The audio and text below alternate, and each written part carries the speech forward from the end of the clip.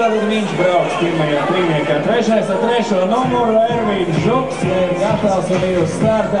Laižām tikmēr Andris Brancāns sagaidīs nākamo trīnieku, viņš vismaz ar Kristēm kopā varēs braukt. Ervīns Žuks! Šī brīža čempionāta līderis.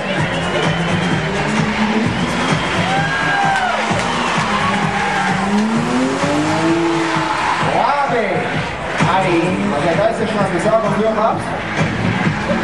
Gan pašu ārmalu, kādā tam ir jābūt.